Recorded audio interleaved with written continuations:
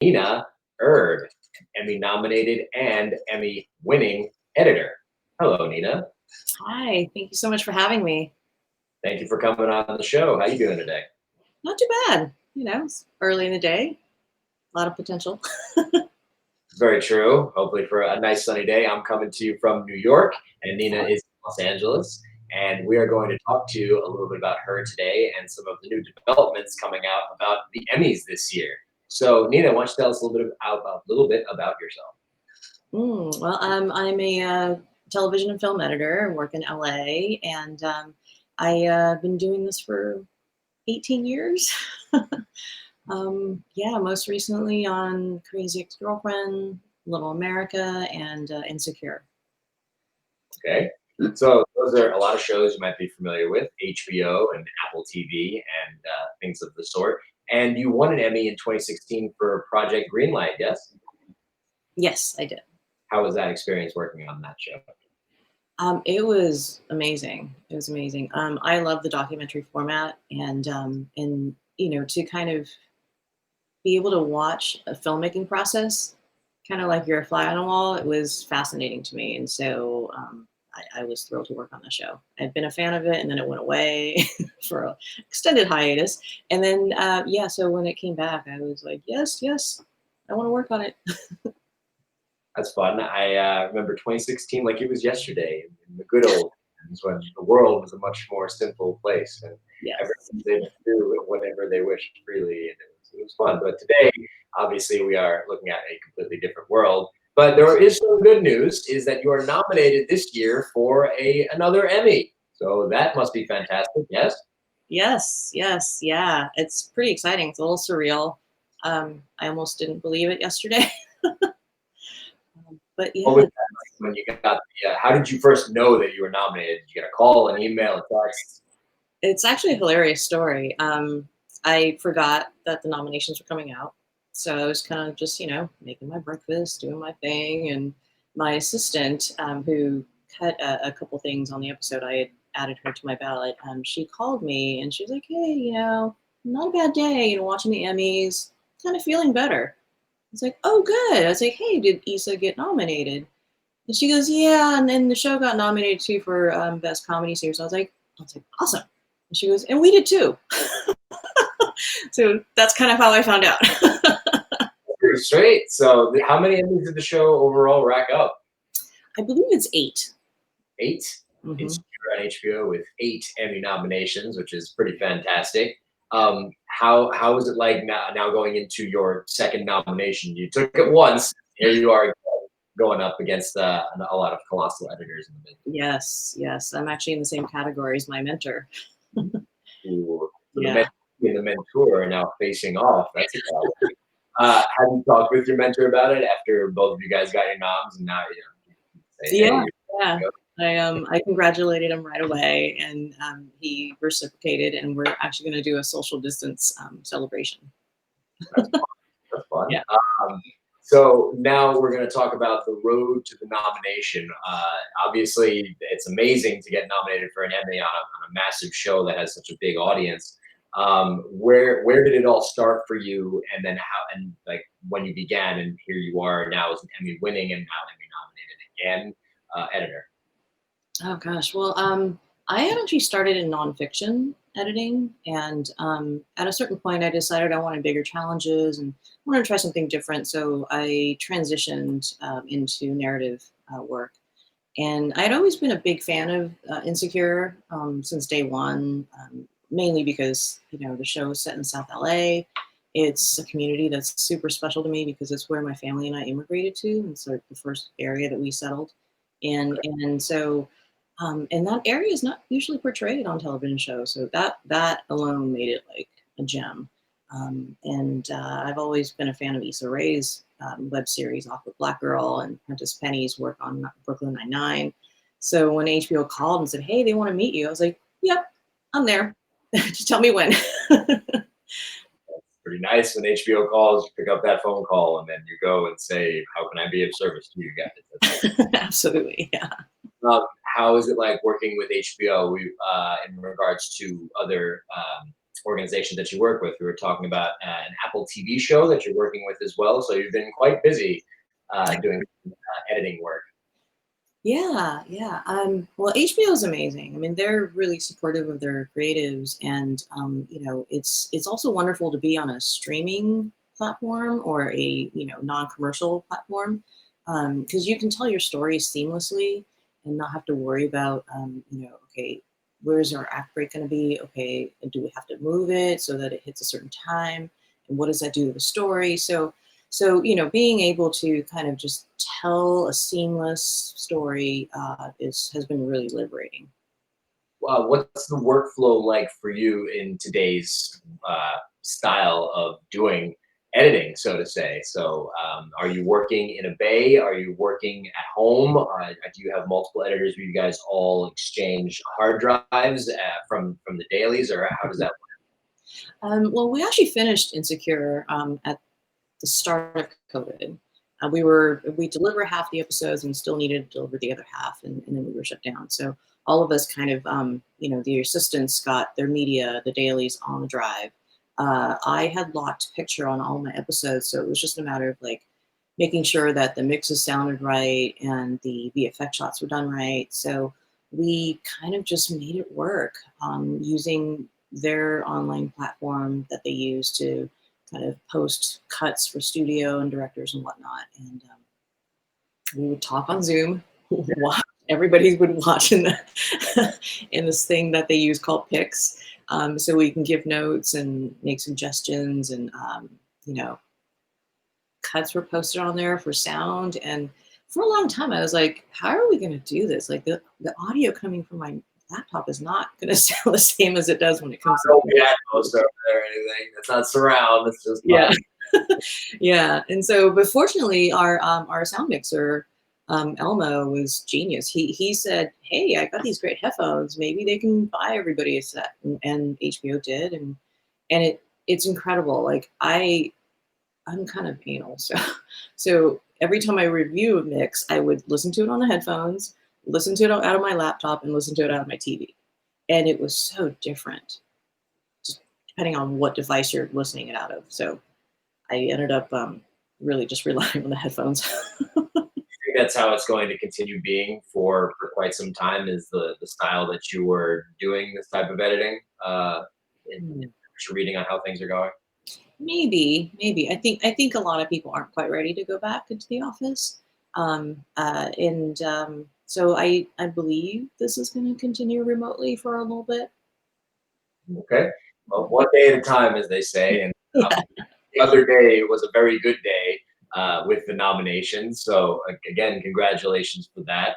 Thank Um, as you were working up through the years and that you start seeing that the work is becoming recognized, what was it like when you were starting to get emails from other people on major shows saying, "Hey, we'd like to have you on board"? You know, as you went from an assistant editor to a regular, did you follow that standard chain of going up through the editing ranks?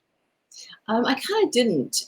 I had bounced around a little bit in production and eventually worked my way up to being an associate producer. And where I got to work with editors pretty closely, and that's kind of when I saw the power of editing. You know, the way that you can like kind of shape a character or change the tone of a scene with just a few little changes. And so once I saw that, I was immediately hooked. And I once I was done with the show, I was like, okay, I'm not going to produce anymore. Like I'm going to learn the software. And the editor I was working with hired me to be his assistant. So I was an assistant, and then kind of worked my way up. And you never know where you're going to land once you start working out in entertainment. You can one day be a PA, and the next day end up being a second AD, and then all of a Mhm. sudden editing for a gig, and then you can be a crafty on another set. It's just you never know where you're going to land. But Yeah. you've ended up working and staying as an editor for quite some time, and you feel pretty solidified in that field, which is fantastic. Um, Another thing that I was going to talk about is that you are a member of the ACE organization. And ACE, what ACE stands for, if you want to tell what ACE stands for our viewers. America's Cinema Editors. So that organization, for those that have seen other work that we did pre-COVID, we covered some red carpet events. It went to the ACE Eddie Awards, which are held every year at the Beverly Hilton. And it was a pretty good time. A lot of the editors from TV shows and feature films and documentaries come out, and then they walk and they talk about their projects that they had for that year that were nominated. So let's talk a little bit about the ACE organization. How have you enjoyed working with them as a union editor? They're amazing. They're more of like an honorary society kind of, and what they do is they promote the art of editing, and they're really big into education and mentoring. So I've been doing a lot of mentoring through them. I'm a part of the ACE Diversity Mentoring Program as well as the ACE Internship Program, and it's funny. Like growing up, you see people's names with a comma ACE, and you're not really quite sure what it is, but once I started working as an editor, I was like, oh, I get it now. Got it. Okay. It's very prestigious, and you have to be invited to be in it. And but I love the work that they do. I love the mentoring that they do because I was mentored, and actually many of my friends who stepped into mentor roles are ACE editors. And so once it was time for me to join, I was thrilled and happy to pay everything forward. Do you find that some of the people that you mentor through the mentorship program ended up becoming editors on shows, or you work with them on some of the shows that you do and bring them on to do editing type of work in that capacity? Well, my own assistant, I helped her get an editing credit on Insecure, and she's on the ballot with me as an additional editor. So that's that. I'm super proud of her. She's been amazing, and I have a couple other mentees. They are on their way up. I'm not going to disclose what their next move is, but let's just say I'm very very happy for them, and I'm going to be very excited when it's all announced. I mean, editing is a fun process. We do it after we go out and get our material in the field and then bring it home to our computers to put together. But I guess the question on a lot of editors' minds is, what programs do you like to use for this? What kind of software you got going on over there? I have been using the Avid for a long time. When Final Cut Pro was out, I would do side documentaries on that because they were just more affordable for the filmmakers. But for most part, I'd say like majority of my work has always been on Avid. Um, I'm not sure why, but that's just the industry standard. But I know that Premiere is making quite a splash, so I'm gonna look into figuring out how to use that program as well. Sure. Yeah, it's definitely ever growing. They constantly release new types of software and hardware that you can shoot on to do the editing, color correction, After Effects. Been Yeah. all around the gauntlet. It's just curious to see what people should be learning if they're trying to figure out what, as you said, is the industry standard. It's quite complex to learn about editing, but as long as you enjoy it. Did you always know that you were going to be an editor, or did you just after bouncing around, as you said, just feel comfortable and feel like you found your calling? Once I realized and once I saw what you can do with editing, yeah, it was, yeah, fire was lit, and I was like, that's what I'm gonna do. It's true. And would you like to say anything to the Academy after you found out you were nominated and now you're in the running for? What you could thank the Academy, or what would you like to say to them? Maybe? We'll see. I don't know. My first reaction was like, ah, but yeah, this has been surreal. It's been surreal. I was not expecting this at all. I really thought no one was paying attention to the show. So this is a nice surprise. So thank you. Surprise! Good, especially the good ones. What episodes can people look out for that were edited by you and your team that are up for consideration? Oh, my episode that's nominated is called Low Key Trying. It's episode 409, I believe. It was directed by Kerry Washington, and I would love it if people would watch that. But I mean, really, the entire season was great, and it might be good to watch the whole thing just so that my episode makes sense. So you're not just dropped in, towards the end of something. But yeah, hopefully people watch it that haven't and they'll like it. Hopefully. Well, be sure to check out Insecure, episode 409, Low Key Trying, which Nena Erb is nominated for Best Editing, which is fantastic. And again, congratulations on that Thanks. success. And we're happy that you were able to come on onto our show and Is there anything you'd like to leave our viewers with about their dreams for editing, or working in the industry, or how they can end up moving their goalposts a little bit closer to them for the work they do? Anything you'd like to say in regards to that? Oh yeah, absolutely. I would say just be tenacious. And ironically, COVID is the perfect time to reach out to anyone whose work you've admired because we're all home. And so yeah, so this is the perfect time to reach out and kind of see if there's any advice that they would offer you. And for those that want to be an editor, try to cut as much as possible so you get really comfortable and basically your hands become an extension of your creativity. It's interesting that you talk about the outreach aspect of things. When I first moved out to Los Angeles and knew nobody, I went on IMDb Pro and then see if I could find emails from different people around the industry, and I did some kind of cold emailing.